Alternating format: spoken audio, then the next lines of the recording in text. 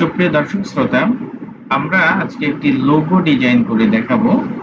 এখানে যে ডিজাইনটি আমরা দেখতে পাচ্ছি, ঠিক এই ডিজাইনটি আজকে আমরা করে দেখাবো যে এটা আসলে কত সহজে আমরা করতে পারি।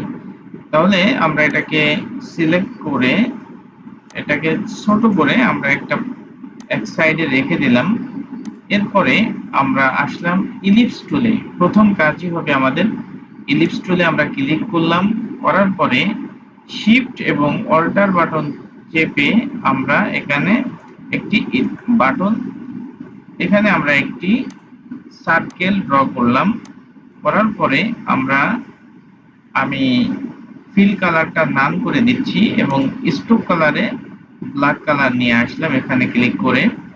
তারপরে এটা সিলেক্ট থাকা অবস্থায় আমরা একটি নতুন অপশনের কাজ দেখব, সেটা হচ্ছে উইন্ডো থেকে আমরা অ্যাকশন বাটনে ক্লিক করব। করার পরে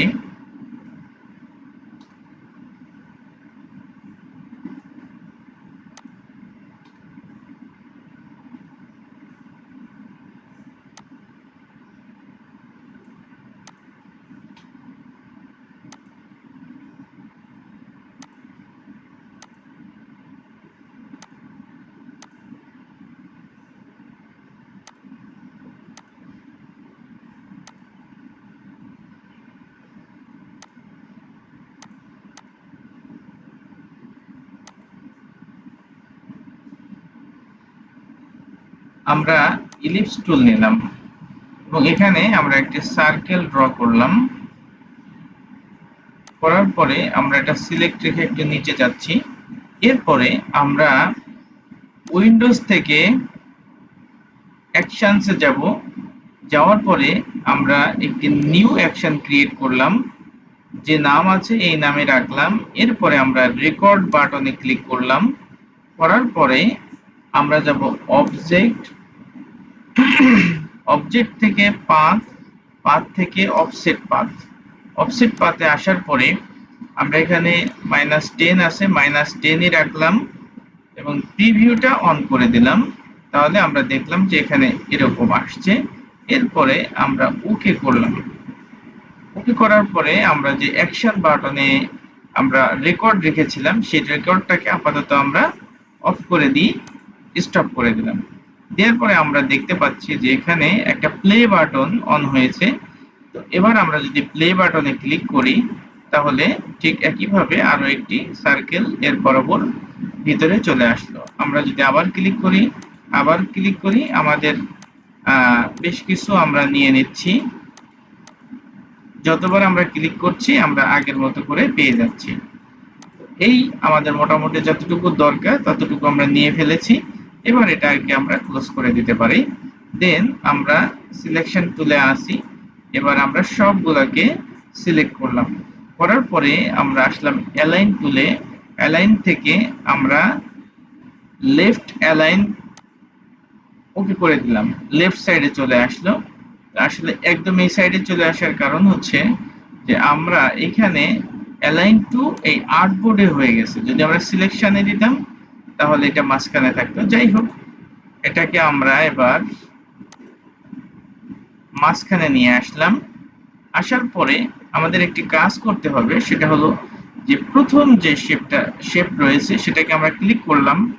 দেন অ্যারো থেকে রাইট অ্যারো, ডান দিকের যে অ্যারো রয়েছে সেটাকে আমরা একটি চাপ দিলাম। এরপরে এটি সহ পরেরটাকে আমরা সিলেক্ট করলাম।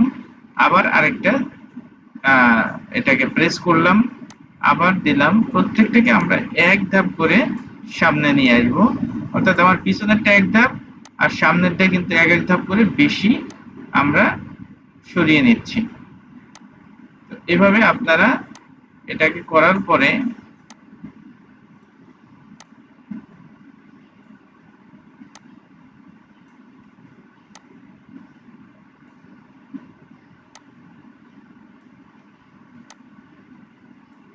যাই হোক, আমাদের যতটুকু দরকার আমরা সেগুলা করলাম।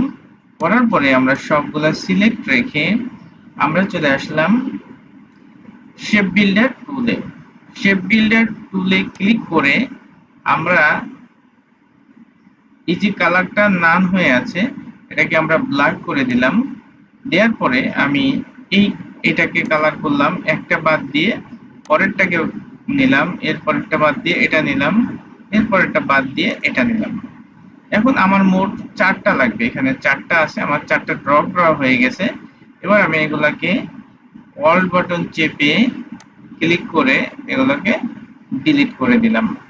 এরপরে আমি সিলেকশন টুলে ক্লিক করে আমি এইগুলাকে একটা একটা করে সিলেক্ট করলাম। একটা ক্লিক করে শিফট চেপে পরবর্তীগুলো আমি সিলেক্ট করে নিচ্ছি। দেন আমি এটাকে ড্র্যাগ করে ধরে সরিয়ে নিলাম। আর এখানে যে জিনিসটা আসছে সেটাকে আমরা সিলেক্ট করে ডিলিট করে দিলাম। এরপরে আমার যেগুলা ছিল এগুলাকে আমি কন্ট্রোল জি প্রেস করে গ্রুপ করে দিলাম এবং এটাকে আমি মাঝখানে নিয়ে আসলাম। আমি এটাকে একটু ছোট করে নিতে পারি। আমরা জানি সমানভাবে যদি আমরা এটাকে ছোট করতে চাই তাহলে শিফট এবং অল্টার বাটন চেপে চাপ দিলে আমরা এটাকে ছোট করতে পারবো। দেন আমরা এটাকে একটা কপি করে রাখি, তাহলে হয়তো আমাদের ভবিষ্যতে এটা কাজে লাগতে পারে। কপি করে আমি একপাশে এটাকে রাখলাম। এবার এটাকে আমি আরেকটা কপি করলাম। কপি করার পরে কন্ট্রোল সি দিয়ে কপি করলাম এবং কন্ট্রোল এফ দিয়ে ঠিক একই জায়গায় আমি পেস্ট করলাম। পেস্ট করার পরে আমরা এখানে আসার পরে যখন আমরা এটাকে ঘোরাতে পারছি, সেই পজিশনে আসার পরে শিফট চেপে ধরে আমি এটাকে এদিকে ঘুরিয়ে দিলাম। দেওয়ার পরে আমি দেখতে পাচ্ছি যে এখানে আমাদের এই কম বেশি আছে, এটা বেশি হয়ে আছে। তো আমরা এটাকে সিলেক্ট করে লেফট অ্যারো ক্লিক করে চাপ দিয়ে আমরা এটাকে ঠিক পজিশন করে নিলাম। কালার বোঝার জন্য আমরা এইটাকে ভিন্ন একটা কালার দিয়ে দিই। এই কালারটা আমরা আপাতত এটা নিলাম। দেন আমাদের এইগুলো গ্রুপ আছে, আমরা প্রথমত এটাকে আনগ্রুপ করি। করার পরে আমরা এটাকে সিলেক্ট করলাম। এরপরে আমরা যাব অবজেক্ট থেকে পাথ থেকে অফসেট পাথে আসার পরে আমরা এখানে 5 পিক্সেল দিয়ে দিই। দেওয়ার পরে আমরা এটা প্রিভিউ দিলাম। তো আমরা দেখতে পাচ্ছি এটাকে যেটা মাথাটা সোজা হয় নাই, সেজন্য আমরা এই মিটার লিমিটটাকে আরেকটু বাড়িয়ে দিই। আমরা 12 দেওয়ার পরে দেখলাম যে এটাকে একদম সমানভাবে নিয়ে আসা হয়েছে। তো এখন আমরা এটাকে ওকে করলাম। করার পরে আমাদের এই যে পাশের যেগুলো আছে আমরা এটাকে একটা একটা করে সিলেক্ট করব। তো এটা শিফট চেপে ধরে আমরা এটা সিলেক্ট করছি। তো এখানে আমাদের একটা বিষয় খেয়াল রাখা দরকার যে আমাদের সবগুলা এই যে শেপ তৈরি হয়েছে এর সাথে কিন্তু স্টোক কালারটা রয়েছে। তো আমরা যে জিনিসটা আমরা এখানে নিয়েছিলাম অফসেট পাথ থেকে, আপাতত আমরা এটাকে বাদ দিই। আমরা প্রথমত স্টোক কালারটা নান করে দিয়ে দেন আমরা আবার আসলাম। তো আমরা এটাকে সিলেক্ট করলাম, করার পরে আসলাম অবজেক্ট থেকে পাথ, এখান থেকে অফসেট পাথে আসার পরে আমরা প্রিভিউ মার্কটা অন করে দিলাম। এরপরে ওকে বাটন প্রেস করলাম। এরপরে আমরা এইগুলাকে একটু সিলেক্ট করে দিই। তো আমাদের সবগুলা সিলেক্ট হয়ে গেল। দেন আমরা শেপ বিল্ডার টুলে আসবো।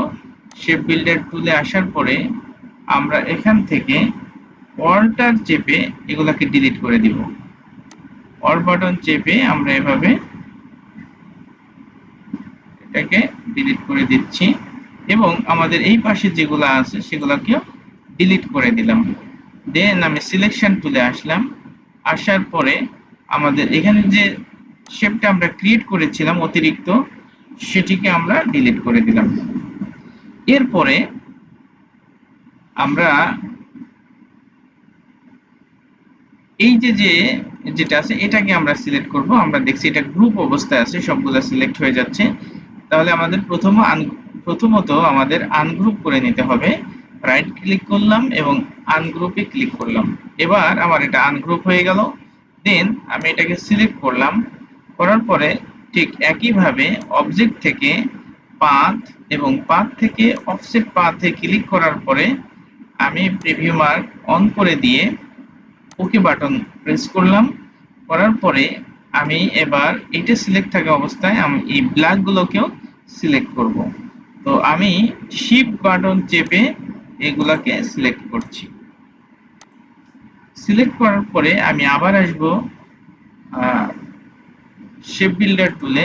আসার পরে এখান থেকে অল বাটন চেপে আমি এগুলাকে ডিলিট করে দিচ্ছি এবং আমার এই পাশে যেগুলো আছে সেগুলাকেও ডিলিট করে দিলাম।